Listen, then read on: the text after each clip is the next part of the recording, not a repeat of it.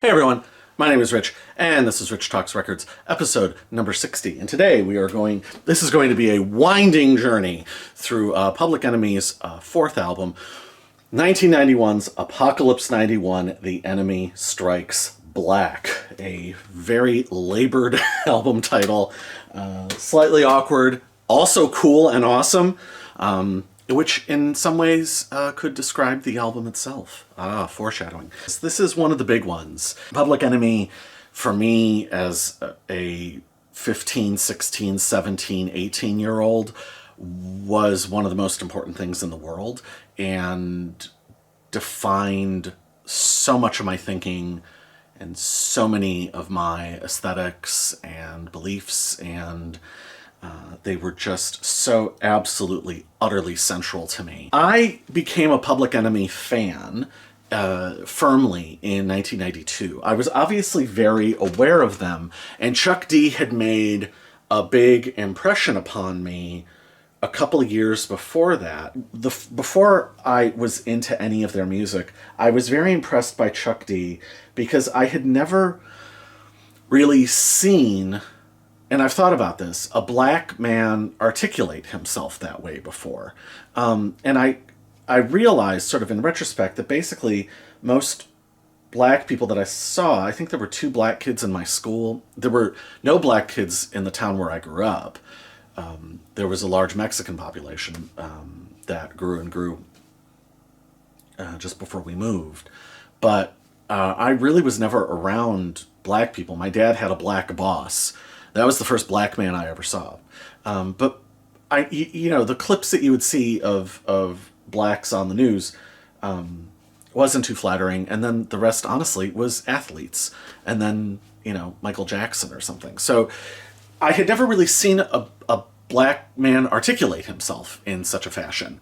And I remember being very impressed by that. And I thought it was interesting that he didn't particularly care about winning over the interviewer, and wasn't particularly, interested in impressing the interviewer. Jump forward a little bit, and then you have the Satanic Panic, and that was when I started becoming more interested in Public Enemy, weirdly, through the Two Live Crew, because the Two Live Crew became sort of a cause that I took up, and anti-censorship really became a major thing for me, and one of my kind of major obsessions and preoccupations.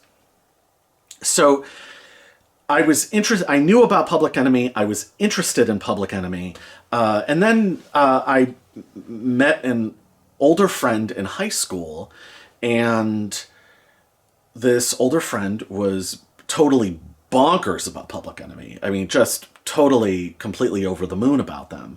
And that was sort of like the final encouragement I needed. I, at this point, only owned one or two rap albums. I barely had any. I know I had The Great Adventures of Slick Rick. I might have had Ice-T's OG Original Gangster. I don't remember. But as always, whether for good or for bad, yes, yet again, I consulted the old Rolling Stone album guide, and went one day at the same place where I had bought at Rolling Stones, where I had gotten my first Black Flag and Dead Kennedys and Misfits cassettes.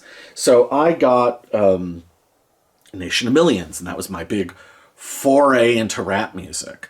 And this would have been, I don't know, mid-92. So, I mean, I was still sort of late to the party when it came to Public Enemy. Not really like realizing that. But the full changeover in rap music hadn't really happened yet. And the changeover in rap music, of course, was when Dre and Snoop really kicked in, and The Chronic and then Doggy Style. That was like the full 180 of most of rap music, certainly what was commercial. But I bought Nation of Millions. I thought it was cool. I really liked it. But there were things about it that I didn't quite understand. And my first girlfriend, God bless her, had how do I phrase this? She had sort of dated one guy before me who had been a gang member and knew a lot of slang and spoken slang. And I remember one night in some like endless 2-3 hour conversation with my first girlfriend, we went through the lyrics of Nation of Millions, and she explained certain things to me because like the lyrics to Cold Lampin' with Flavor were utterly incomprehensible to me. And she basically broke it down and was like, actually, it's pretty clear. Here's what he's saying. And that was pretty amazing and pretty wild. From there, I got Fear of a Black Planet, and Fear of a Black Planet, I mean, I maybe got that like a month or two later, also on cassette. And that was, I don't know, one of like the 5 most important albums in my life, and meant more than I will ever be able to articulate. And I feel like there are Nation of Millions people, and then there are Fear of a Black Planet people. I am a Fear of a Black Planet person. And this friend of mine was also a Fear of a Black Planet person. And funnily enough, Fear of a Black Planet, Ritual de lo Habitual, and The Doors were sort of and Prince to an extent, but that was like what we bonded over. That was what we were like really, really into. And Fear of a Black Planet, I would listen to that album there's a YouTube channel I like a lot. It's fun. Alan Rosenberg, and he's just a really dedicated music lover, and I just enjoy watching his channel. Big Rolling Stones guy, mostly, like classic rock. And he has this theory that the album that you listen to the most is your favorite. And it's an interesting way to think about it, but I don't know that I've ever agreed, would have ever agreed with that, because Fear of a Black Planet, for instance, was like a sacramental offering. I mean, that was like a religious rite. And so I might have listened to Nation of Millions more, but it was all about Fear of a Black Planet. Like, I would listen to the first 2 Jane's Addiction albums in the day, right? And I could listen to them in the car or in other situations because they weren't as specifically compelling to me. I loved them, and they were great and amazing, but then there was Ritual de lo Habitual. I was like that with the Beatles. Then there was the White Album. The White Album was special. Strange Days was special. You could listen to Morrison Hotel at 1 in the afternoon or 10 or 11 in the morning, but Strange Days had to be.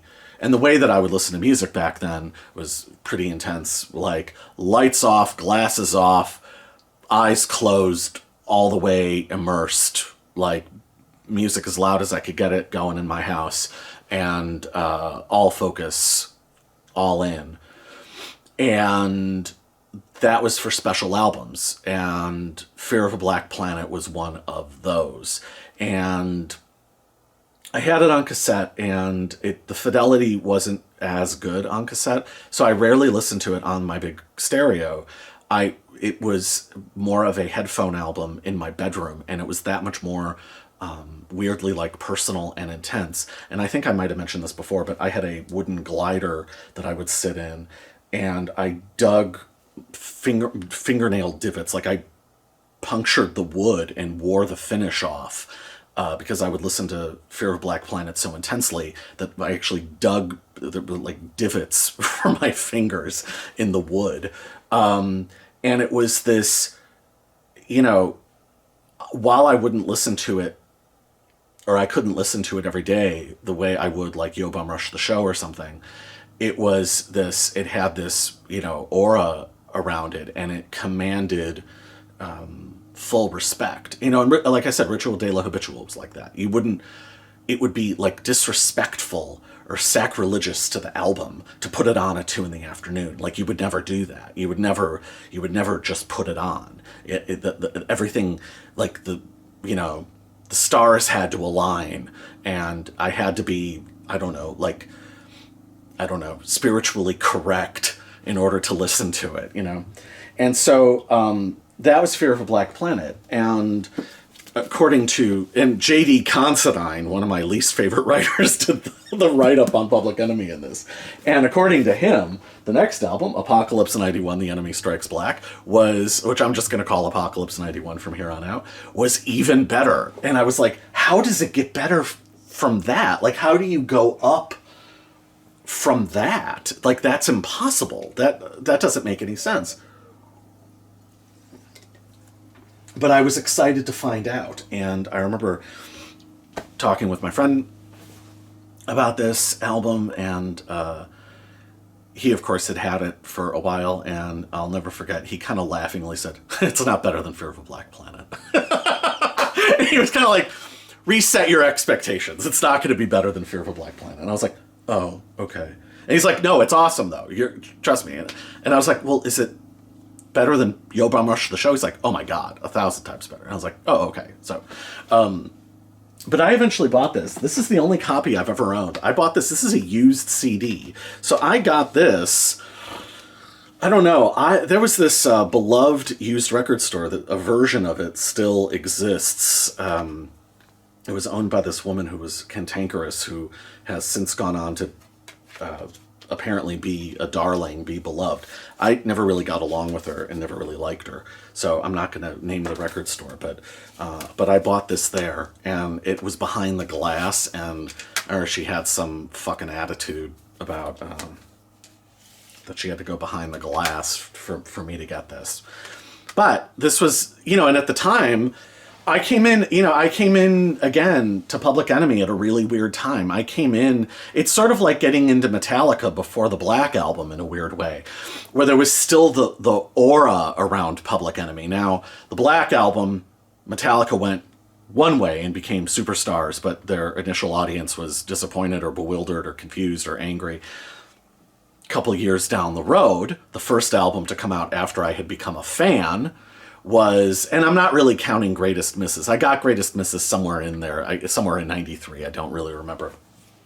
But the next album to come out when I was a fan was Music and Our Message, which someday I actually kind of want to do a video about, because what a strange album.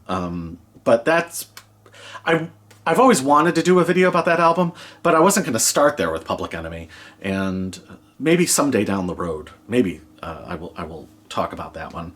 But needless to say, Music on Our Message was not well received at the time, and was, unfortunately, Public Enemy at that point weirdly had lost a lot of its cultural clout to fight against the sort of gin and juicification of the hip-hop that you saw presented to you on MTV. And I had to go elsewhere. I was already into the Wu-Tang Clan at that point. And I had a negative interest in the G-Funk era. And which was weird, because I loved NWA and I loved Ice Cube. But there was something specific about the G-Funk thing that, outside of a couple songs, there would be the occasional song here and there, and I could understand the musical depth of it, or I could understand why people liked it, or the interesting production aspects of it. But on the whole, I had truly zero interest in it. And it seemed like a strange backpedaling for all of the progress that hip hop had made. And it just didn't move me, or it just didn't hold my interest.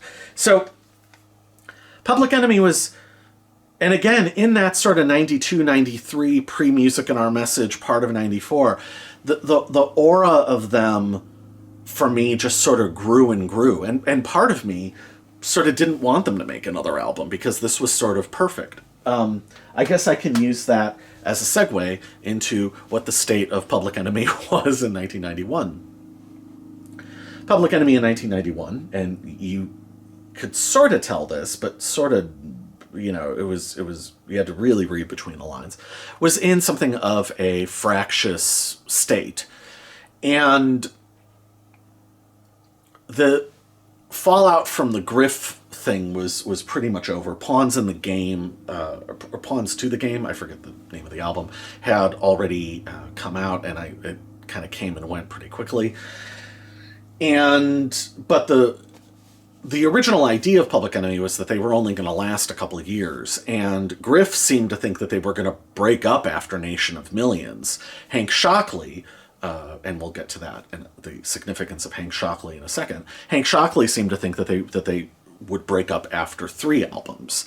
So there was apparently, they'd already lost Griff. Griff is well and truly gone by this point. He was barely in for Fear of a Black Planet, but he's not credited. Like, he's firmly out at this point. And Hank Shocklee thought that should be, after Fear of a Black Planet, that they had gone as far as they could go, and that should just be the end of the group. Now, if you know anything about Public Enemy, their records were produced by the Bomb Squad. Now, I think Public Enemy is kind of an interesting one in sort of the same way of maybe like the mid-60s Beach Boys. There's sort of like 2 sets of Beach Boys. There's the guys that go on tour, and you hear their voices on the records. But then the rest of it is, Brian Wilson, whoever his co-writing partner is for that period of time, and then the Wrecking Crew, and I'm forgetting like the name of his engineer. Like, that sort of behind the scenes version of the Beach Boys is and then the guys in the photo shoots and touring the world, right? So Public Enemy was kind of a similar thing.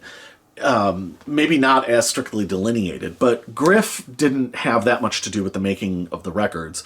Flav would only have, input on a handful of songs. He wound up having a lot more musical input later on. But most of what you hear from Public, and then of course there would be the scratching and stuff from Terminator X, but a lot of what you would hear, it was in fact the Bomb Squad, and that's sort of the Brian Wilson and the Wrecking Crew version of Public Enemy, where it is the Shocklee brothers, Hank and Keith, and then of course Eric Vietnam Sadler. And those are the guys, I talked about them. So in the 2 rap videos I've done now, funnily enough, I've talked a lot about the Bomb Squad because they've worked on The Great Adventures of Slick Rick. They had done Slick Rick, and then, of course, by this point, they had also done Ice Cube's America's Most Wanted, one of the greatest albums ever made, and another album from this time of my life that was hugely important to me. And the Endangered Species song. I mean, come on, 1990... Ice Cube and Chuck D on the same song, and it was that awesome. Like, that didn't flip my brain around in my head over and over again. I remember thinking, like, this would be like 1966 John Lennon and Bob Dylan having a song together or something. Like, that just, it was so, like, wild to me that existed, and I loved it so goddamn much. Anyway.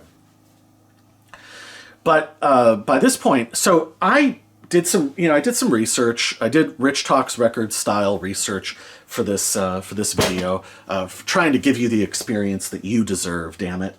And I could not fully find out what the deal was with Eric Vietnam Sadler. There was some sort of issue with Eric Sadler and Hank Shocklee. There was some sort of falling out. I don't really get what that was about, but Eric Vietnam Sadler is also now gone. He had flown the coop. So, and the Shocklee brothers, I don't know to what degree Keith Shocklee was in the mix, but and also Bill Stephanie had left Public Enemy by this point as well. So there was this falling out, and Hank Shocklee formed a record label called Soul Sound of Underground Listeners, is an acronym, Records. And so he was making an album at this time called Son of Berserk. And the Son of Berserk album, well, we'll get to that in one second. So the Son of Berserk album came out the same month as another Public Enemy associated record, Terminator X in the Valley of the Jeep Beats, Both came out in May of 1991. So you have Terminator X, the DJ, going off on his own, and you have Hank Shocklee going off making this very, very eccentric, almost like a, what are they called? Not the Daisy Age. Tongues, the Native Tongues. It's almost like a Native Tongues kind of rap record with the album Berserk, Berserk, Berserk. And so also in this time, fueling Hank Shocklee's belief that Public Enemy should just end it and break up was that there had been some sort of leak. He was hesitant for whatever reason to call it a robbery. I am getting some of this information from Tim Grierson's Inside the Terror Dome book, which is pretty decent. And that he wouldn't call it a robbery, but there was a leak of all of the tapes that they were working on, and some of that stuff had dated back to '87. Because the dense assemblages of Public Enemy samples took a lot of time for development, and they had taken so long with Fear of a Black Planet that they eventually sort of had to rush the last quarter of the making of that album. So there's all this stuff laying around in various states of completion. And apparently there was a leak, tapes went missing, and Hank Shocklee sort of thought that really was the end of the road. And he said that it stunted their growth, and that Public Enemy never really fully recovered from it and never really developed past that point. And from that point, where else they could go. Also, by this point, you have the changes in sampling laws that I think went a really long way towards kind of permanently hobbling hip-hop. And if some of those sampling laws hadn't been passed, I think the genre would have continued to develop in ways that, I'll just selfishly phrase it this way, are a lot more aligned with my listening tastes and my aesthetics. Well, I'll phrase it that way. So, Hank basically thought that the group should end. And what I will say is that if you listen to the Son of Berserk album and you listen to the music that he was doing for that album, that is the next development of Public Enemy in a lot of ways. And what you get on the final songs of the original incarnation on the Greatest Misses compilation is kind of a not as good reductive version of what is so interesting and madcap and bizarre on Son of Berserk. And I think that record isn't anywhere near as tight musically as Public Enemy would be. The songs aren't as focused. They really are these sort of collage sort of fragments, and there's a weird hyper manic gadfly vibe to that album where it really is eccentric and sort of anything goes. But again, that's the vibe of the record, and that's the vibe of Son of Berserk. So you listen to that album and you can kind of hear where Public Enemy would have developed. Kind of like, again, Jane's Addiction. Half the band is Porno for Pyros, half the band is Deconstruction. And if you listen to Deconstruction, you can really hear what Perry and Steven would have brought to that, So the splitting into component parts is interesting. And the other one that's really interesting is the Terminator X album, which is basically like a DJ album, except Terminator X is an amazing DJ and still very much is in the groove of what Public Enemy was doing. And the single, Buck Wyland with Chuck and Sister Souljah, sort of not technically Griff's direct replacement, but sort of, and wound up being just as controversial in her own right. Maybe not as notorious or infamous as Griff, but as as much of a media talking point in her day as Griff had been in some ways. But the song Buck Wyland was the single, and you can see why it was the single. It's very akin to a Public Enemy song. I really wish that album. I wish that the Terminator X album had just been awesome Public Enemy B-sides, because one of the things that we exited in this time with Apocalypse 91 was the era of great Public Enemy B-sides, right? And I think that that would have been really cool. I think that Terminator X should have just been given the B-sides and given the remixes. That, I think that would have made a lot of sense. The song itself, Buck Wyland, however, truly is the great lost Public Enemy song, and would have done a whole hell of a lot, especially on the second half of this album, would have done a whole hell of a lot to complement this album and make this album even greater. So it's an opportunity lost. But again, as things were sort of breaking into these component parts, that is unfortunately what happens along the way. The state of the Bomb Squad at this point, Eric Vietnam Sadler was out. That doesn't appear to have really been made public knowledge. From what I understand, the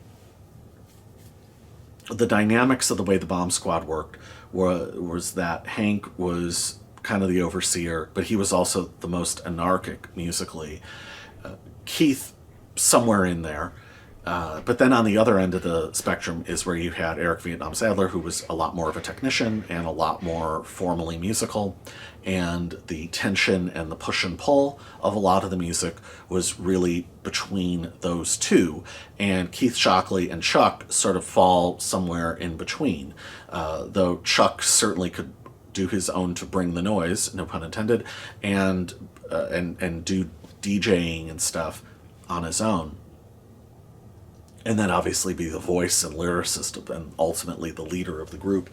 What is interesting is Hank was doing his own interviews at this point, both to promote Son of Berserk, but also promoting his label.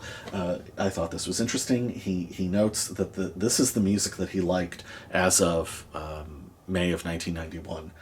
Leonard Bernstein, The Smiths, Talking Heads, Jane's Addiction. My head would have exploded to know that Hank Shockley was into Jane's Addiction. I just want to say. That's pretty wild to me. Grandmaster Caz, The Supremes. He also liked Gangstar, Moni Love, and Digital Underground. All three, all awesome. But yeah, it appears that Eric Sadler and Chuck D were more of the... Because one of the great things about Public Enemy, and one of the formal breakthroughs of Public Enemy, was that they were compositionally very tight, and that the songs mimicked the structures of pop, R&B, and rock and roll songs. And Public Enemy were geniuses at that.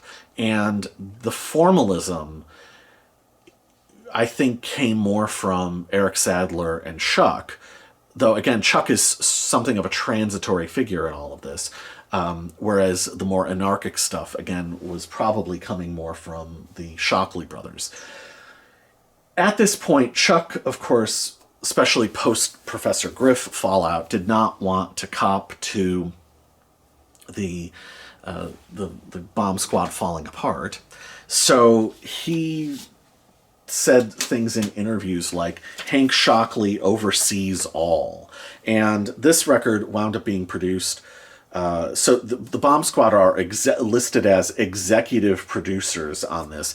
Hank Shockley is, of course, involved in the making of this album, but it was mostly put together by Chuck, who Chuck deemed the Imperial Grand Ministers of Funk, including Stuart Roberts, Serwin C. Dog Depper, Gary G-Wiz, and the JBL.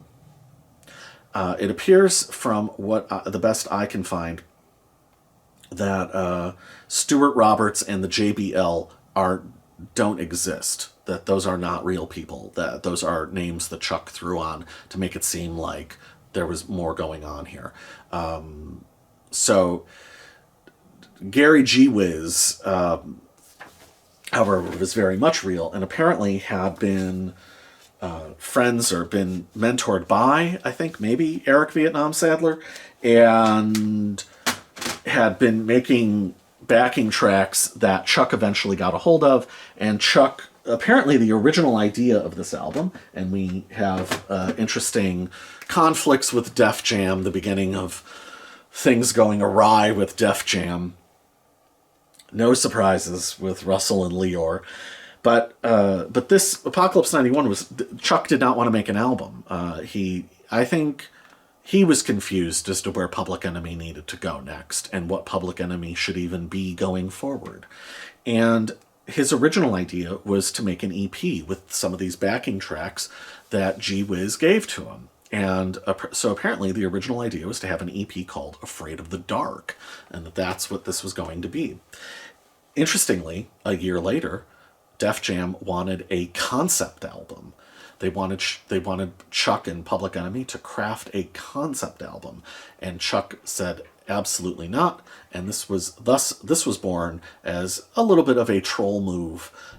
Greatest Misses as it was an anti-concept album, and boy, you sure can call it that. You can call it a lot of things, but you can definitely call it an anti-concept album. So this album Apocalypse 91 was never even designed to be a full album, which I think makes a lot of sense as we are going to get closer into album talk. This is a quote from about a week or so after the album came out from Chuck about what the sonic plan was for this album, because as we all know, all the Public Enemy albums to this point have been pretty rigorously thought through. So this is what Chuck said to the press at the time.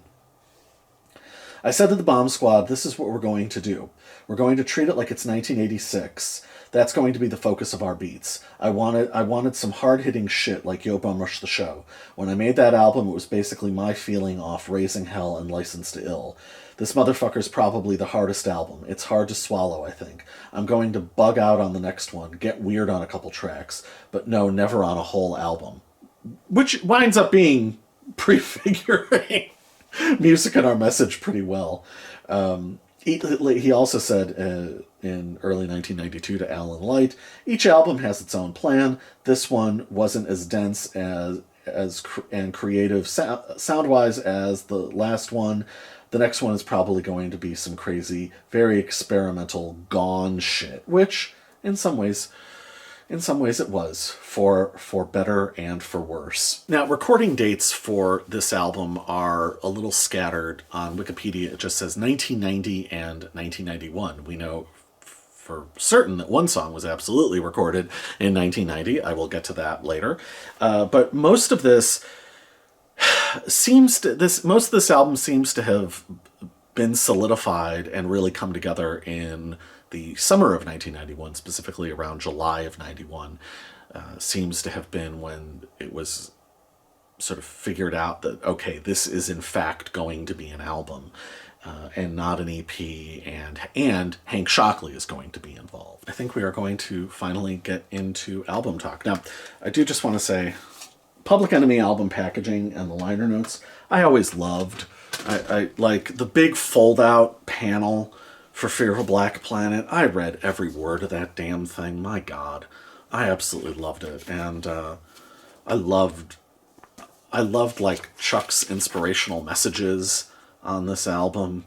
I just thought that this was spectacular, and also you could find out other really good rap groups from reading the liner notes, because he would shout out all sorts of people that he liked. So, and Chuck, by and large, had outstanding tastes. Oh, that's the other, I forgot to mention, the other thing Hank Shocklee was working on was YBT, the Young Black Teenagers Who Were White.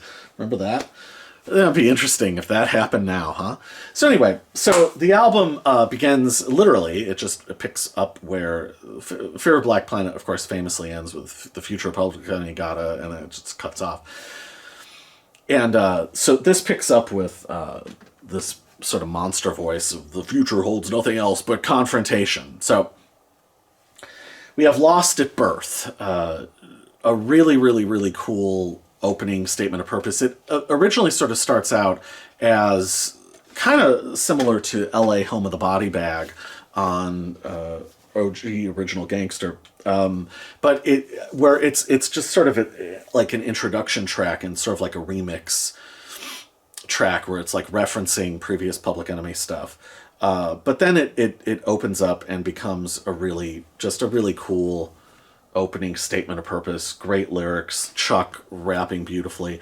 There was always part of me that sort of wished that this had been like cut in half, like there was a way to get just like sort of the main part of the song. But I enjoyed the longer intro as well. But sometimes I'll be honest, on my Discman I would skip ahead, and then that cuts into Rebirth, sort of confounding intro by Flavor Flav, something of a theme on this album, Flav being a little confounding. But another one, the now you can't see who's in cahoots because the KKK's got three-piece suits. Another statement of purpose for the album, and really introducing the themes of the album of that this is an adult rap album, and that sort of playtime is over. That the counterattack on world supremacy of Public Enemy or of Fear of Black Planet was now over, and that's part of what I always appreciated about this album, and where sonically it all made sense for me, is that this is them back down to earth, and this is them, like, they've been away, like, dealing with big macrocosmic issues and painting on these massive canvases, and now they're back down to earth and they're sort of assessing what's happened while they were away, and the music, the stripped back clatter of the music reflects that very, very, very well. And I always really loved Chuck's these are interesting themes. This is moving hip hop along into new territories and new thematic territories. And I really, really appreciated that, and still appreciate that, and thought that was, again, cool and interesting. Of this album, Chuck had said, "The new album, Apocalypse 91, is about how we, the black race, have double agents in our ranks who are contributing to the genocide. In order for us to get our shit in order, we've got to get those motherfuckers. They'll just be outright destroyed, either by the positive hardcore or by themselves." And that leads us into the first full-on song, because Rebirth is like barely 1 minute long. So we get into Night Train, and I will quote Chuck. "Night Train is about how we, the black structure, we all look alike, but some people aren't black inside like they claim to be. Everybody's riding the same train, but for the shit to roll right, those people got to be thrown off the train. They could be sitting next to you, but you just can't trust them. They could be a pimp or a murderer or a drug dealer."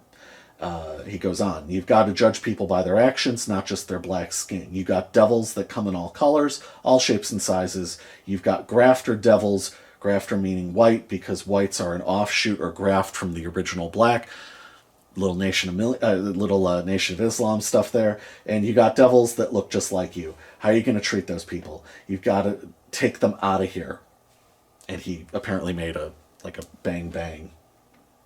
So that's the lyrical frame for Night Train. Night Train musically is G-Wiz kind of, and I'm going to credit a lot of this to him, no disrespect to anybody else, but from everything I read, that this was mostly him and then Chuck with a little bit of Hank Shocklee. Interestingly, from what I could see for this album, Hank had more to do with the video shoots and what directors were chosen and how the videos were put together and what singles were chosen. So interesting. Again, kind of properly more in an executive producer function, I suppose. So, but I'll be mostly just focusing on G-Wiz, I guess. So if that's wrong, feel free to correct me in the comments. I found out what I could, but I think people are cagey around Public Enemy and around saying things where they would get perceived in a negative light. And I think that there's a protectiveness around Public Enemy, which I completely understand. So, but Night Train is just amazing. It's basically like a fast rock and roll song. It's like a punk rock song. And it's amazing. Great hard scratching, really propulsive, great use of, I guess, engine or honking noises. And then you have Chuck's bellow. And I think that I understand why Chuck wouldn't want to shutter Public Enemy at this point, because he was still writing this well and writing lyrics this interesting and thought-provoking, and that he still sounded like that. That voice, I mean, everybody talks about his voice, but my God, it really was such an absolute force of nature. It has aged well, it has preserved well, but this really is in its expressive prime. And I think he is much greater as a rapper, as an MC, than he's really given credit for. So, but this is just a frantic, awesome, bellowing song. It's frantic, but it's also focused because it's not going off in random directions. And just, this is like peerless songwriting. And in their prime, I mean, and that was the thing that I loved about this period of hip hop, was the best of these guys were amazing songwriters, as opposed to just, oh, I have skills as an MC.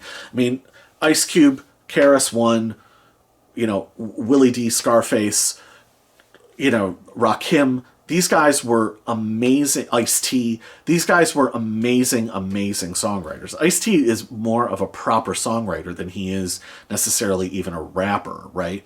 Like, he's just amazing at it, and it's great songs that are memorable and that have content and that you can think about, and there is political and spiritual resonance, there is depth and breadth, the density of references, on and on and on. There's all these different angles that you can approach it from, and this is just another example. Like, why should they have been shuttered when they sound like this?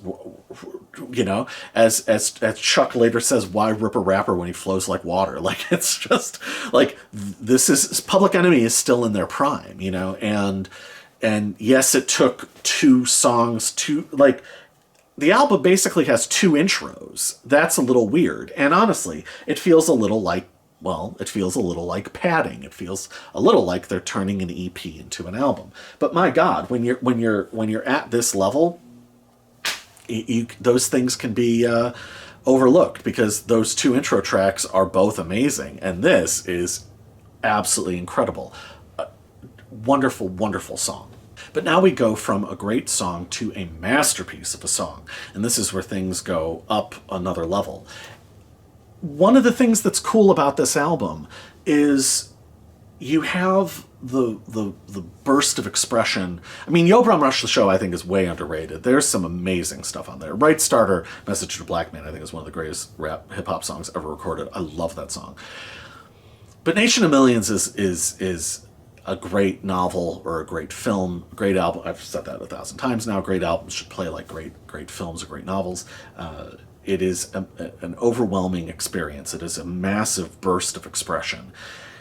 Fear of a Black Planet is like religious fervor. I mean, that is the rap equivalent of like Ritual de la Habitual. That is just this wild experience, But what is so interesting about this album, and the challenge and the depth of this album, is this is more of just, as much as there is thematic unity to it, this is more about a collection of songs. And that's part of the power of the songs, is you don't have the phantasmagoria, overwhelming sonic experience of it. And it really is just, the emphasis is a lot more down to the songs and the songwriting. And on a song perspective, you can make the argument that this album is as much of a masterpiece as the previous two. I still do consider this album a masterpiece, perhaps a flawed one, but my God, at its best, it is unbelievably great. And that is where we go up a level to the third song, Can't Trust It, the second single from the album. I will read again a quote from Chuck from '91. Can't Trust It is about the corporate world of today. It is just a different kind of slavery. We don't control what we create, and because of the media, we don't control the way we think or run our lives. We've got to limit working for a situation that's other than ours. We have no ownership of anything. If you don't own business, then you don't have jobs. White people have jobs because they have business. They have institutions that teach them how to live in America. Black people don't have institutions that teach them how to deal with this shit. So, interesting. Video is amazing. Apparently, Hank Shocklee had a lot to do with the video, from what I understand. So can't trust it. First of all, funny thing, G-Wiz originally shopped this backing track to Bobby Brown. Yes, that's right. Post Don't Be Cruel, Bobby Brown. This could have, just think, in some weird alternate reality, this could have been the comeback single for Bobby Brown and not the monstrosity that was Humpin' Around. Remember that piece of shit? Huh? So yeah, weird to think about. Especially because I feel like this is G-Wiz doing like a weird sort of simulacrum Public Enemy song with the horn bleats. Like, it sounds like somebody trying to make a Public Enemy backing track, right? What I would sort of equate a lot of this album to, in a weird way, is sort of like, here we go again, season 2 of Twin Peaks, where David Lynch isn't around. You have sort of people doing things that are like Lynchian, and sometimes it all comes together and is actually pretty amazing and really, really works, you know. And then other times it doesn't. Ooh, so. But can't trust it. My God, talk about songwriting. See, this is where it all comes together. You have this amazing backing track that G-Wiz put together. And he does all of these really interesting things, but they aren't the random anarchic things that the Shocklee brothers would have put in. They're more thought out, and they're more conceptual, and they're more linear. And I think that really works, especially for a story song like this. This is Chuck as a lyricist at the absolute peak of his form. This could potentially even be his greatest set of lyrics. It is about the slave trade. I mean, but I think that the corporate state of America in the early 90s, post coming, soon to be the end of the Reagan-Bush era, I think it's also, you can also read it that way as well. But just or as an allegory for that. But my God, what an absolutely masterful set of lyrics. It's so compelling. It is roots in, how long is this song? It is roots in nearly 5.5 minutes. And the musical intelligence of it, Flav's parts coming in, acting as, I don't want to say comic relief, but just relief, offsetting the intensity of the narrative and the intensity of Chuck's delivery.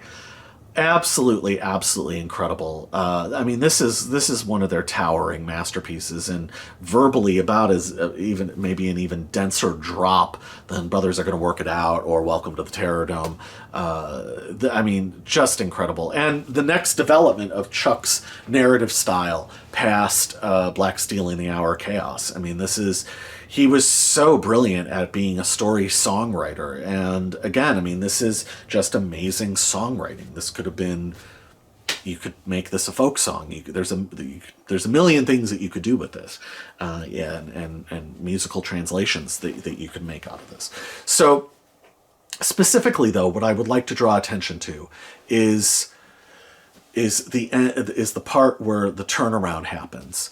And because it's already been such a breathtaking experience and a dazzling experience, and just a display of supreme lyrical and rapping virtuosity.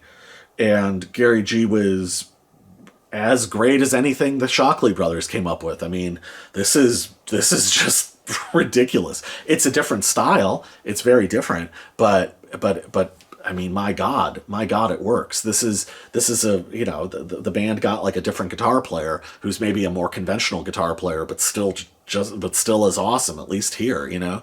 And so, I mean, this is a monumental work, but that turnaround where Chuck goes back into repeating the first verse, and where this time he's like slightly out of breath because he's attacking it so hard, that the intensity of that, and hearing him just like slightly like out of breath because he's going at it so hard, that's why people talk about Public Enemy as being a great rock and roll band, because it has that level of humanity and intensity, and where he's pushing just as much as a great rock and roll singer, just as much as a great it's like Jim Morrison at the end of When the Music's Over, or just like a great soul singer. I mean, like Wilson Pickett or James Brown, just pushing it all out like in intensity without leaving nothing left behind.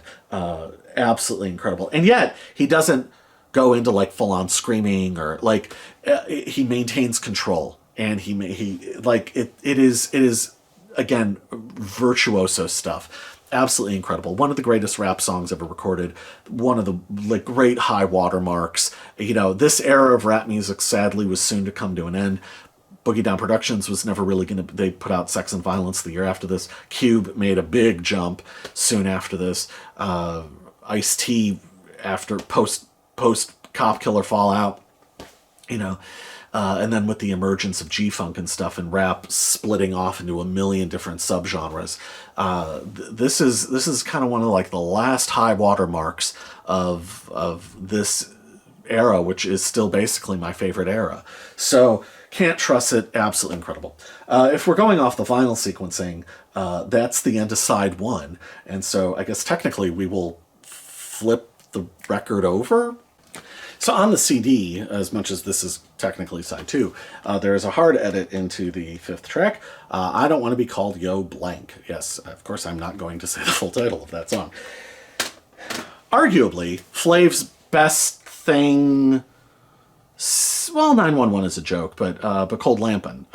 Certainly the biggest development of his music, because this is... And there was already the push for this, and things were going this way with Body Count. But there was a push to bring live instrumentation into hip-hop. There was a really, really big push for that. And I think that, like LL Cool J's Unplugged was a stomping, brilliant declaration that was possible and that could be really cool and awesome, right? So this is interesting because it's hip-hop drums, but then you have... you have a soul chorus, and you have live instrumentation. From what I understand, Flav, for those who don't know, Flav is a multi-instrumentalist. He's a bit of a polymath, and winds up playing drums. I think his drum debut is on Music and Our Message on a few tracks. But his brother, one of the Drayton brothers, is the guitar player on this. Kind of like, what is it, Guitar Sam? I forget the name of the guy who played on the Ruthless Records, the NWA stuff. But yeah, it's a interesting backing track. It's super like out of nowhere, and it's a really, really fascinating. Like, I can't imagine the Shockley brothers bothering with something like this. And yet at this point, Public Enemy was open to that. And again, from a songwriting perspective, it works. It's a whole different experiment. It's a whole different reach. And again, it's interesting. The lyrics, I mean, it's Flav, and he's not as manic. The lyrics are okay. And I hate to say it, but I think that's where this falls down a little bit.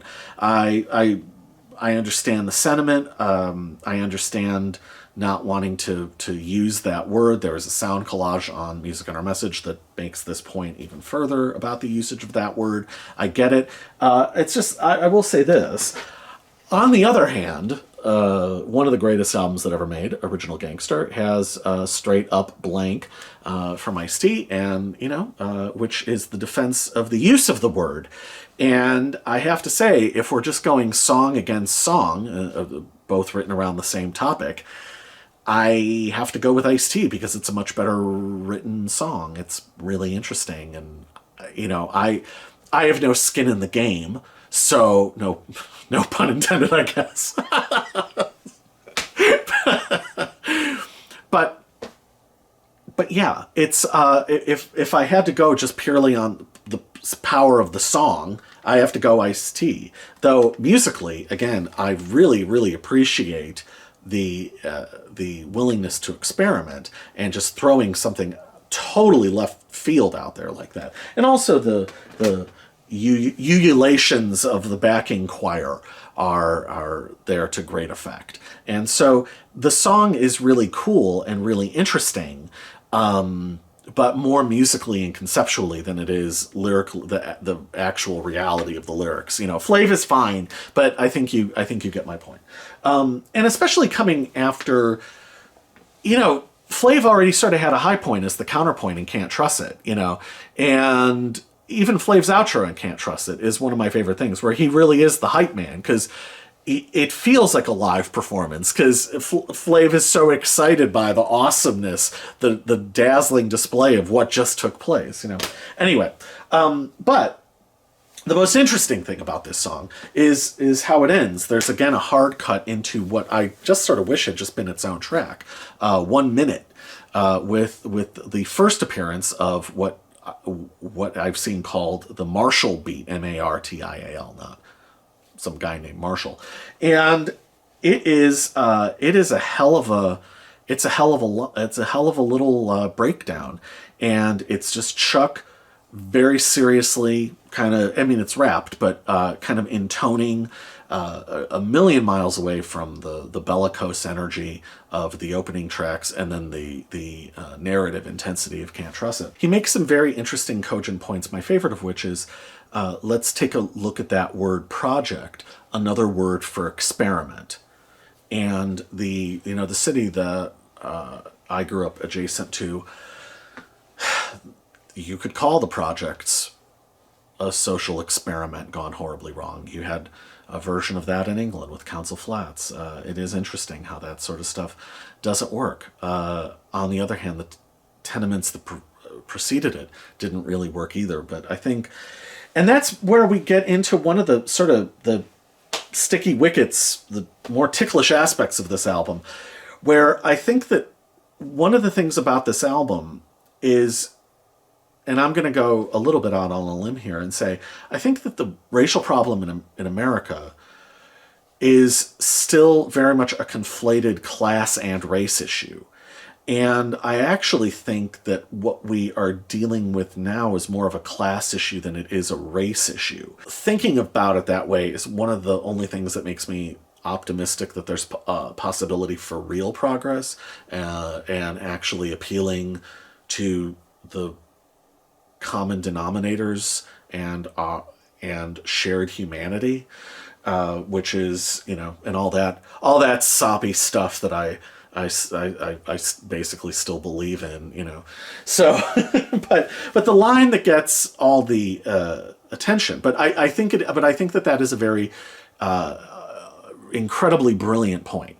Look at that word project, another word for experiment. That's about as hard hitting analysis as I think you're ever going to get in music. I think that that one line of Chuck's is totally brilliant. It ends with there's right here's apartheid. You can run, but you can't hide. Chuck talked about that a little bit, and I want to quote him again here because I think he explains these things very interestingly. Because you could look at that and say, oh, that's histrionic or whatever. But there's already separation in America. Blacks live in an area, whites live in an area. The whole key is you want to develop your people separately. You try to build a nation within a nation, which means there's a tight network of peoples. Our people have to enhance a common bond with each other, and that's what makes a nation within a nation, and that's what makes people strong. They have to have separate development specifically geared for the people who are catching the most hell. Now, I suppose there are things in there that you could disagree with. Working out the specifics of that would be awfully tricky. I suppose you could say that the devil would be in the details of that one. I'm not, but again, I think it is interesting to at least raise these things and talk about these things. And what is beautiful about art, as opposed to attempting to write some sort of public policy, is that art gives the room to explore these things and talk about these things. And that is the point. That is one of the points, not the point. It is one of the points of art, and one of the great things about this wonderful gift that we have called creative expression.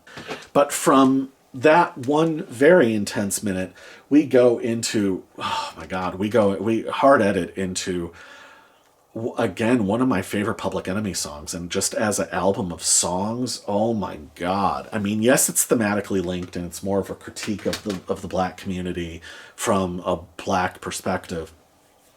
We get How to Kill a Radio Consultant. Oh my God, the smeared horn sample, the bleeding smeared mass horn sample in the distance. I'm going to make a weird jump here. I feel like I wonder if this album might have been influential on De La Soul's Balloon Mind State. There's a specific, it sounds like the city. And I wish I could articulate it better than that, other than it sounds like the city, and it really sounds like New York. It sounds like the density of New York, especially New York as I first went to New York in 94.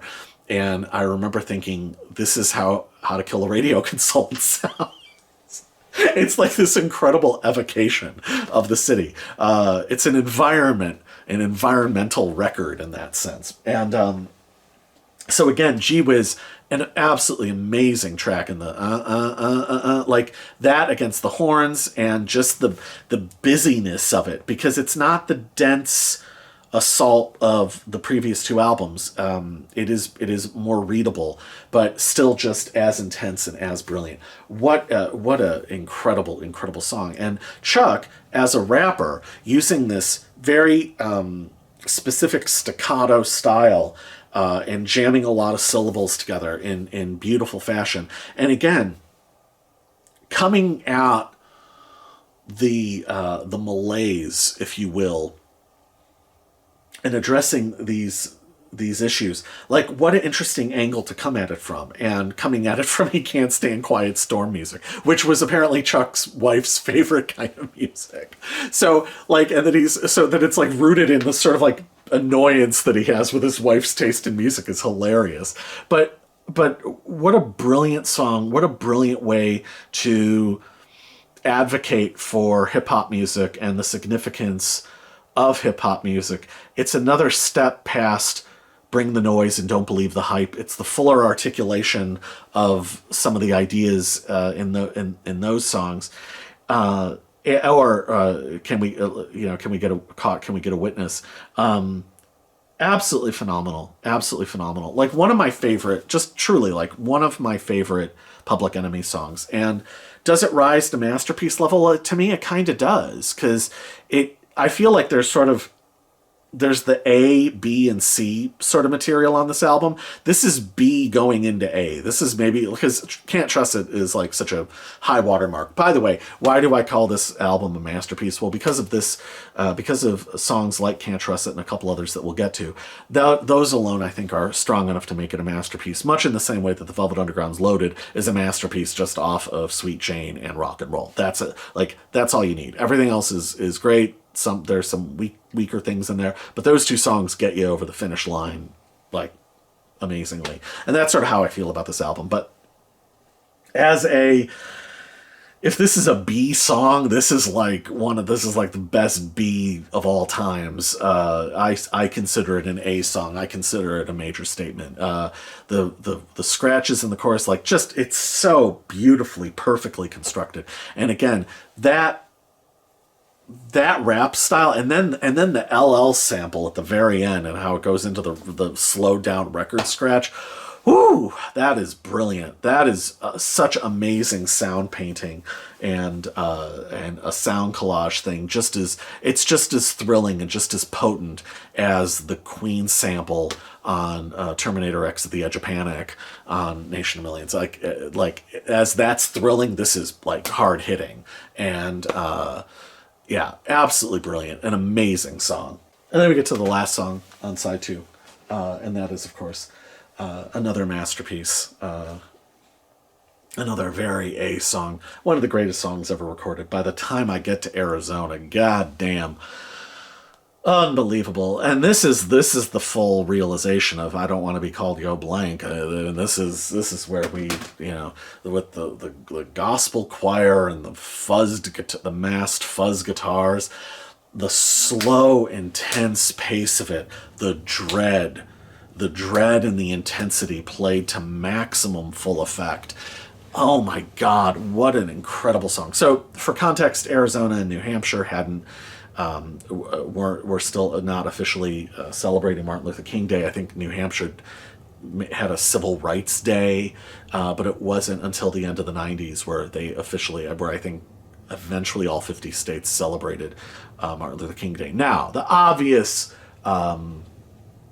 the obvious here would be that Martin Luther King, of course, was a pacifist, and Public Enemy is arguably advocating violence. You know, the thing is, like, the video, which was only shown once on MTV, kind of, you could say, yes, that advocates violence. On the one hand. On the other hand, it's a music video. It's in line with the Black Steel in the Hour of Chaos video. And, again, I mean, you know, Exodus had the Toxic Waltz. You know, there's Dead Kennedy songs. Like, I don't know that... I think that expressing that in art is fundamentally different than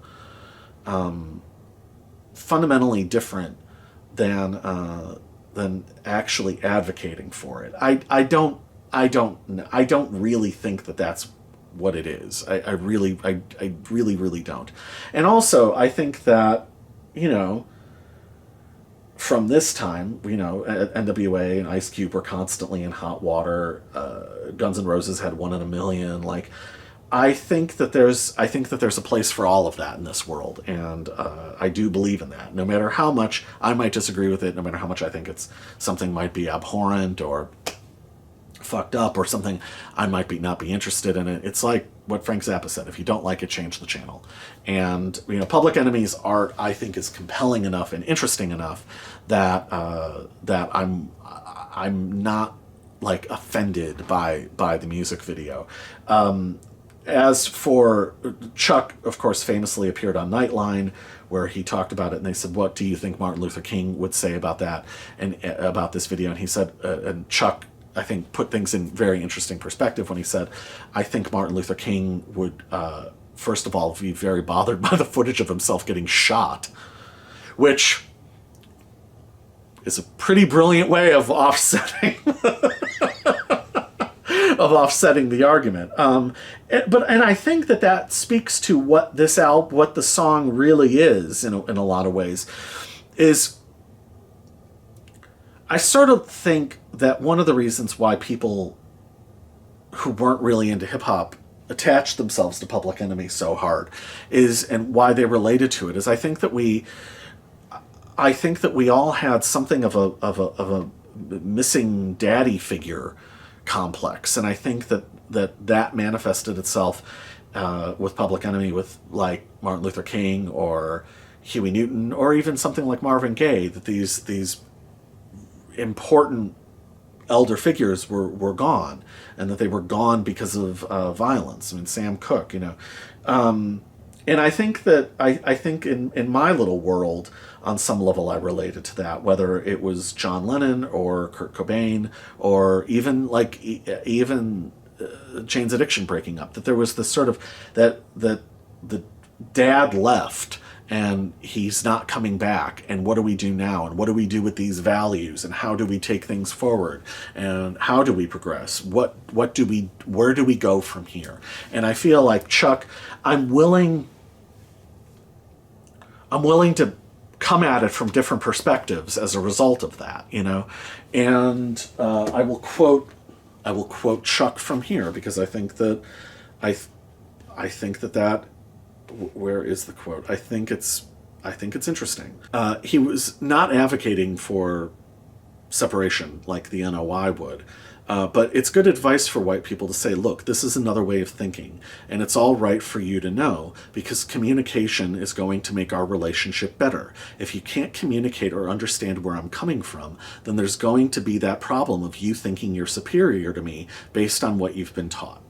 And I think that there's a lot to it. And, you know, I think that the idea that to have peace, you have to understand anger, I think that there's a lot to that. So, also, great introduction by Sister Souljah. You know, it's her kind of lone appearance on here. Again, if Buck Weiland had been incorporated into this album, you would have had even more of her, and it would have made even more sense with her as a full member of the band. Also, with the scratching and stuff, that would have been another thematic link to Leave This Off Your Fucking Charts or Terminator X at the Edge of Panic.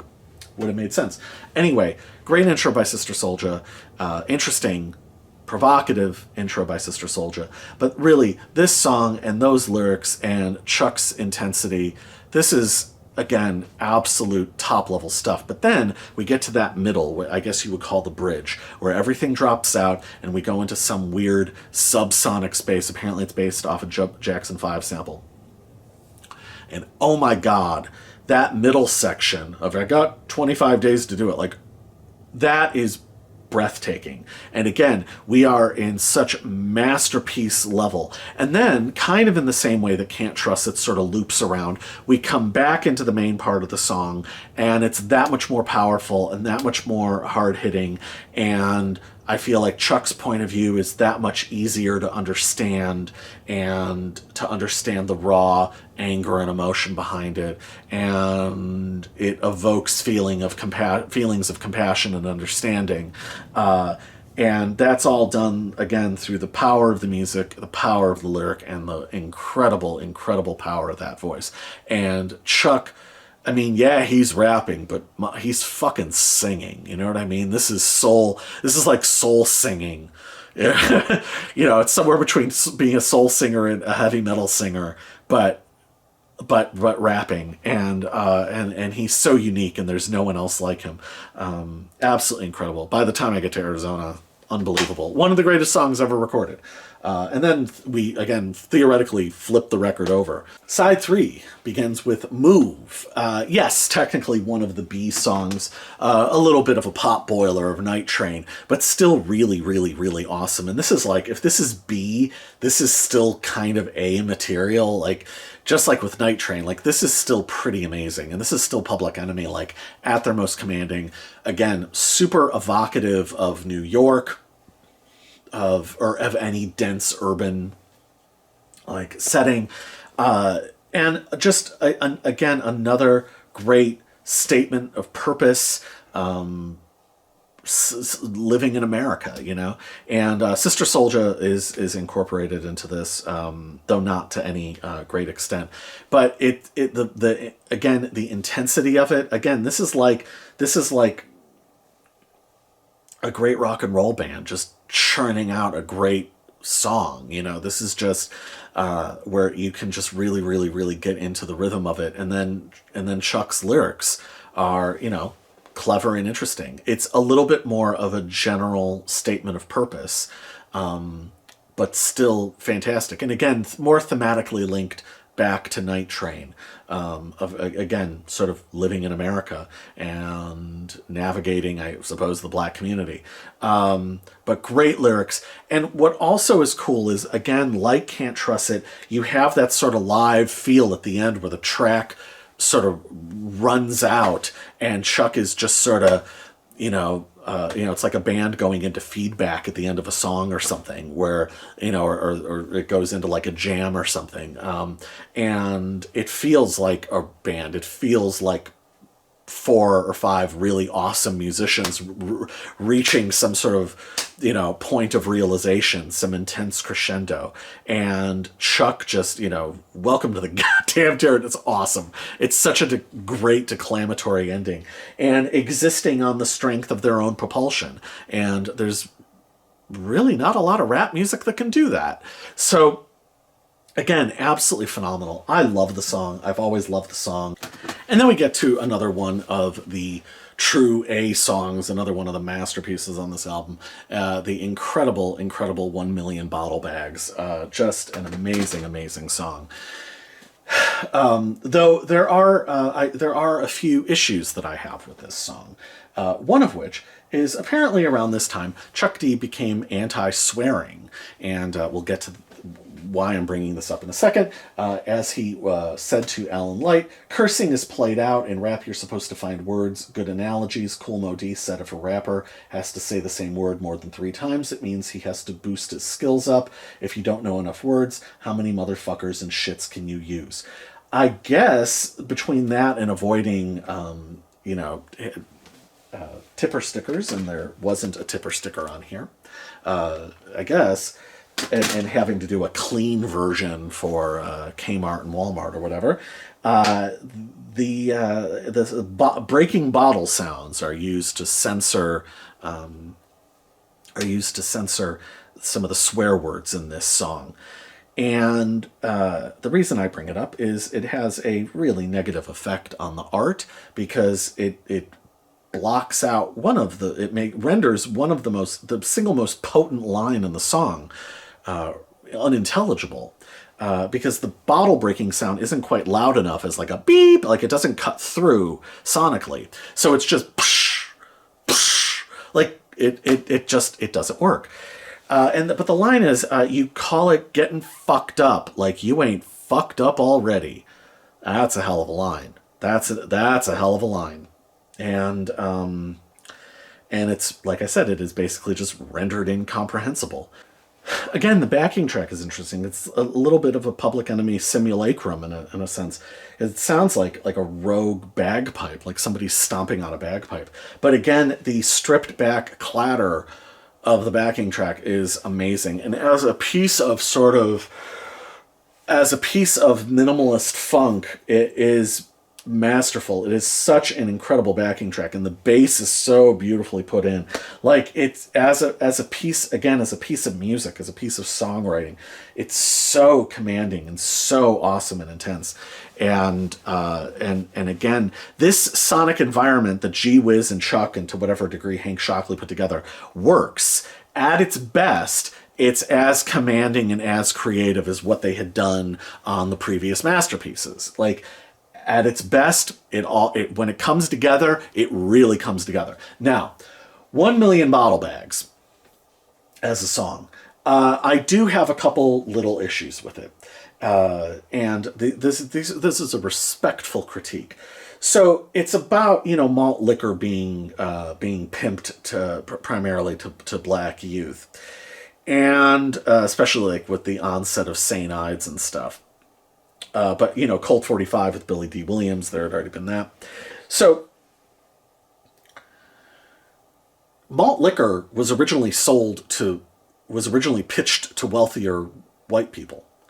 And that isn't really addressed in the song. That was how it was originally marketed, like in the late 60s, early 70s. At some point, it became an aspirational purchase for more like upwardly mobile black people, right? It's just, and none of that is like taken on in the song, and it's a little bit more myopic. Now, I think that the issue of addressing this, it's a good idea to address this, and I think it is very interesting and compelling subject matter. And there are things in it that I do not disagree with. However, my friend, who I referenced earlier, his father had been ravaged by alcoholism, poor white working class. I had seen alcoholism ravage through parts of my family.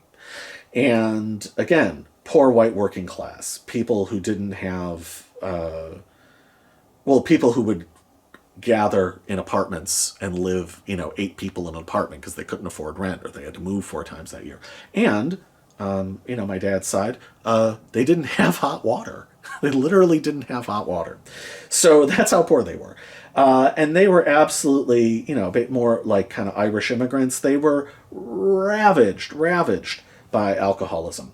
I think that this is where it is, I dare say, something more of a class issue. I understand what he's talking about, that there are ingredients and there are things that are in malt liquor that isn't being marketed to white people. I understand that. However, I think that if you look at the ravagings of alcoholism, and you look at it in poor white working class, there's a lot of parallels and there's a lot of similarities. And I think that how the malt liquor thing came to happen is more kind of an accident of marketing over the decades and shifting markets and public tastes than it is necessarily a conspiratorial thing of a racial nature. I think that, if anything, it is, again, more of a class issue than it is a race issue. I'm going to sort of delicately float that. My friend, whose dad really had very serious drinking problems, love this song on the one hand, but he also would at the same time sometimes say, like, if we were in the car or something, he'd be like, he's like, on some level I get what Chuck's talking about, but he goes, on another level, this is bullshit. Because, like, it's just as bad. It's just as bad in certain parts of white America. And I had seen it too. So I am of two minds on this song. On the one hand. On the other hand, as a fierce articulation of, and kind of the NOI thing of reclaim yourself, don't take in these poisons, like, I'm with it, you know, I'm super with it. And as a statement of regaining self-esteem, I'm super with it. However, I can't help but see another side of it and think, again, it is more class than it is racial. You know, and I say these things respectfully. I'm not coming out and being like, oh, fuck this. You know what I mean? Like, I'm definitely not doing that. I will say, as somebody where alcohol has never factored in my life, I am probably more prone to appreciate the message of this song, more than somebody who, I don't know, might get defensive about it. Also, the end tag of 1 Million Bottle Bags, that sound collage, which ends with the Godfather quote, that is brutal. That is brutal. That's another amazing piece of sound painting that is, like, really, really, really potent and hard-hitting, where it doesn't even need the lyrics or Chuck to convey the point. So that is, the end of that is one of my favorite parts of this album. And side 3 ends with a 2.5 minute, I'll just say, throwaway, More News at 11, a Flavor Flav track that I'm not really sure serves much of a purpose, and is arguably the weakest Public Enemy song up into this point. The Gary G-Wiz, what's the actual name of it? The extended Gary G-Wiz Mega Bomb, which doubles the length of the song, is actually a little bit better, because the best thing about this song is the urban, the sort of city, dense city sound painting, and the very catchy, nimble bass line. And it sort of really focuses more on that. But as a song, as a lyric, it's pretty weak. Harry Allen's on it. That's lovely. It's always nice to hear him. Seems, you know, I've always had a favorable impression of Harry Allen. But yeah, it's a throwaway. We are filling out an album at that point. That's honestly how it feels. I don't really have anything to say about More News at 11. I have barely ever listened to it in the hundreds and hundreds and hundreds and hundreds of times I've listened to this album. More News at 11 just sails by without a thought that I can attach to it. So we will, for the final time, flip the record over. Ah, yes, we flip the record over for side 4, and we get to the final really, really, really major song on this album, and that, of course, is "Shut 'Em Down." This is the ultimate articulation of the G-Wiz stripped back, clatter, minimalist funk. Again, slower tempos. Like, it, you know, Chuck has talked about that, about the importance of layering tempos, and my God, this is one of the best. And this as a sort of statement of paranoia and the difficulties and contradictions of being a public figure. Griff was going at them for Public Enemy was entering the mainstream. They, of course, played on Saturday Night Live with Michael Jordan hosting and Spike Lee showing up, and I think Jesse Jackson showed up as well. Chuck talked about that in his one book, where it was the blackest Saturday Night Live that they ever had.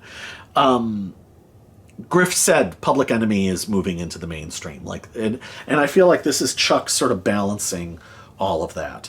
And I think that, you know, Public Enemy was at a point where I don't know how much longer their fame could have bore the weight of the contradictions of their fame, of being this radical countercultural force and yet being making mainstream pop records. I think that was, and being a regularly multi-platinum touring act, I think that was, I don't really know how much longer that they could have sustained it, even if they'd complied with what Def Jam wanted. I just don't know how it would have worked. Shut 'Em Down is a great reflection on all of that, and just statement of purpose, statement of determination, and of stubbornness of the spirit. And it's Chuck as sort of self-reflective as Chuck is ever going to get, and in some ways as vulnerable as Chuck is ever going to get, and but again, fierce and powerful at the same time. It is an amazing song. It's another incredibly powerful song, and the crushing tempo of it is absolutely phenomenal. I will say that of the many remixes, which I'm not really going to discuss, other than to say most of the remixes are not that great, and we were sort of at the end of the great era of Public Enemy B-sides. The Pete Rock remix of this is pretty fantastic. It's a completely different backing track, same vocals, but still really amazing. Pete Rock did a great job. And if you've ever enjoyed the live version of Shut 'Em Down on Greatest Misses, that they are rapping over the Pete Rock version of the backing track, this seriously lo-fi but very intense version. And I found the footage of this on YouTube. I never knew this existed, and they're playing in these like weird oversized coats. It's really cool to actually put a visual to this finally after all these years, because I always loved this. Was like kind of my this and the what is it, the Louder Than a Bomb remix were always my favorite things from the second half of Greatest Misses. So I will link to that because it's really cool to actually see the footage of that. But and then of course there's the end tag with the fiddle and the Bernie Crosshouse. That's another really powerful, no messing around. I just wish that had been its own track, kind of like the Marshall beat. I wish that was just on its own. Amazing. And again, really powerful. And I think the thing about this record is it being a critique of the black community from within the black community.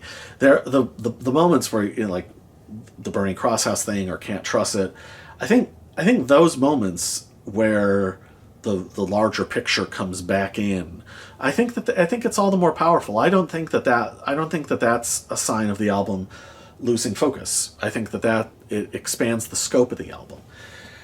But let's talk about losing focus. And that's the next song, A Letter to the New York Post, the most derided song on this album. Something of a Flavor Flav catastrophe. Flav responding to bad press. You know, look, the New York Post. Yeah, we can all complain about the New York Post, okay? Like, that's easy. That's fish in a barrel.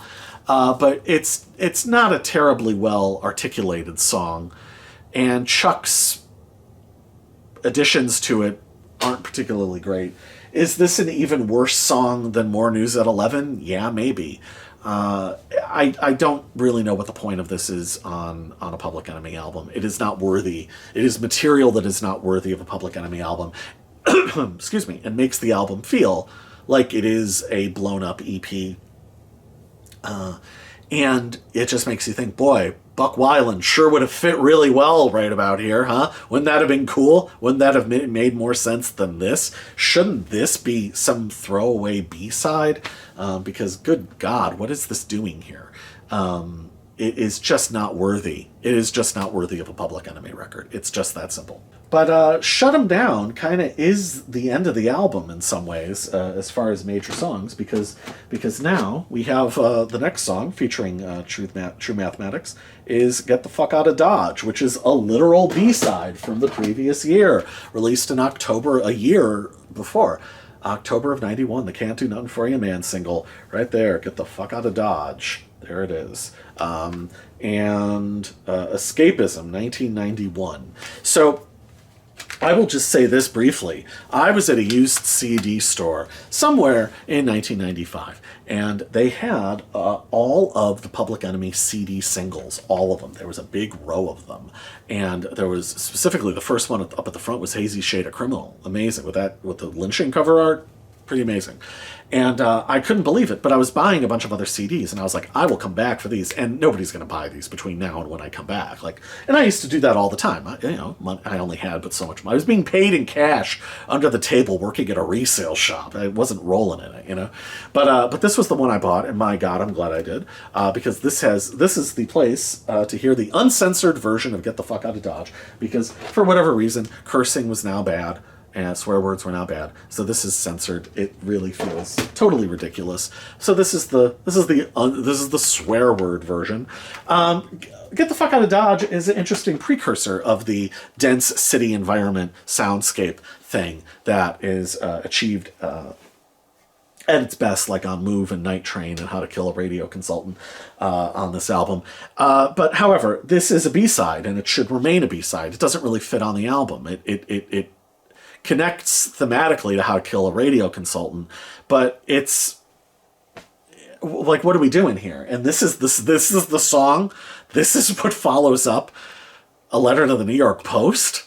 Like, what the fuck? It needed another major song. It needed something. Like, oh my god. So anyway, True Mathematics is good. I mean, it's a cool song. I like it. But it's cool as a B-side. And Public Enemy, when I talk about B-sides, this is Black Steel and the Hour Chaos. They had done this before. B-side Wins Again from 1987. Right? This is a stripped back. This is the original hyper minimalist, hyper intense, unbelievable version. I got this at a flea market in the summer of '94. I couldn't believe I found this. It was a flea market at a fair. They just had this like tent with records, this like little flea market within the fair, and I was like, how the hell is this here? So, like, this B-side Wins Again. Is this on the deluxe reissue of Nation of Millions? It might be. This is incredible. Completely different than what they did. It's the same recording. It's the same song. But they totally, like, jacked it way the fuck up for Fear of a Black Planet. Both are masterpieces. Both are incredible. The difference between this and what's on the album is the swear words are beeped out. What the fuck? What do they do? Like, why? You know? It's so, like, it's cool. And if you don't know that it's a repurposed B-side, it's like a good song. It's definitely a B song. It's like at the lower end of the B, you know. But again, the best thing about it is the music. Like Chuck's lyrics, we're far from the poetic standard of Can't Trust It and By the Time I Get to Arizona and How to Kill a Radio Consultant. We'll put it that, and Shut 'Em Down. We'll put it that way. Like, it frustrates me. And then the album ends with Bring the Noise, with the Anthrax version, which was conjoined release at the same time with the Anthrax B-side, Attack of the Killer Bees B-sides collection and outtakes and stuff. It's a major statement. It was a big deal at the time. Chuck had some, I will quote now Chuck liberally, when he talked about not just his love of Anthrax and heavy metal, but I always thought this was interesting. I love this, and it explains a lot of Public Enemy's packaging. One thing I know about metal is that the attitude is there, and even though I personally give out a lot to my audience, I know a lot of other rap groups can learn from metal when it comes to kicking out to their audience. Metal records give a lot more in terms of sleeve information and imagery. That's why metal groups stay tight with their audiences for so long. Isn't that interesting that Chuck had clocked that? And, Anthrax and Public Enemy toured together.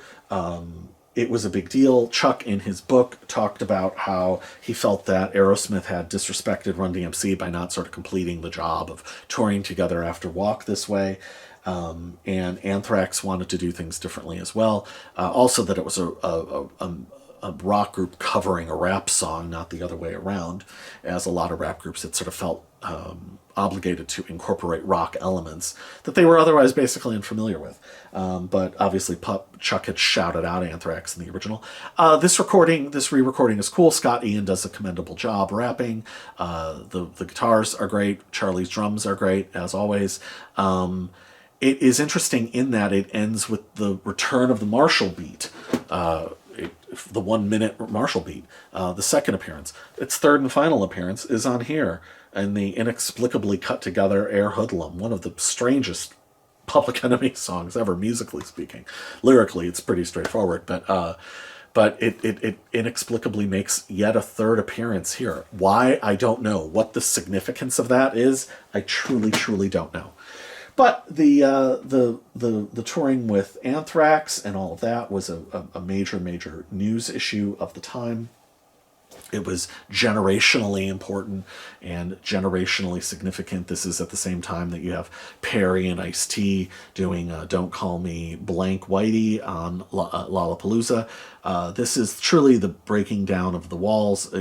Jello Biafra was on Ice-T's, third album. Chuck D was shout out Jello on Nation of Millions. Rollins duetting with Ice-T on There Goes the Neighborhood. This was we had Living Color, 24/7 Spies, Fishbone, Suicidal Tendencies was a mixed band. This was the coming together. Perry expressing, with black people, I wish I knew everyone's nickname and all their slang and all their sayings, every way to show affection.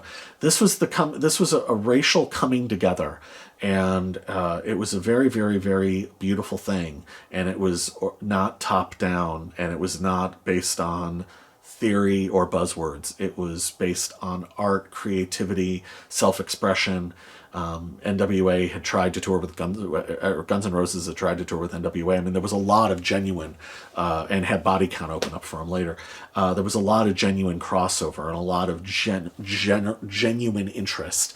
And that's beyond any political stuff. That's what I'm about. And that's what I believe in, and that's what I think is cool, and that's what I think points the way towards a healthier culture.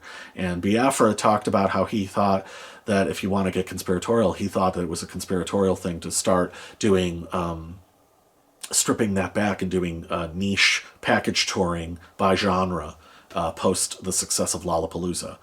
And just resegregating everybody. So, I'm not into that. And I never went to the Warped Tour. We'll put it that way. So I think that this was a glimpse in a time where there was genuine interest in crossover and genuine compassion, and it wasn't based in some. It wasn't based on crazes or fads or buzzwords or nonsense. It was based on real stuff, and I would truly love to see that happen again in some sort of organic way.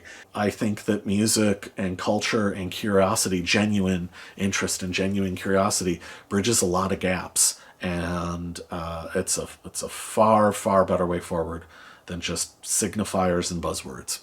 And I really wish that I could see that happening on a larger cultural basis again, as opposed to the sort of disingenuousness that I see now, which bums me out.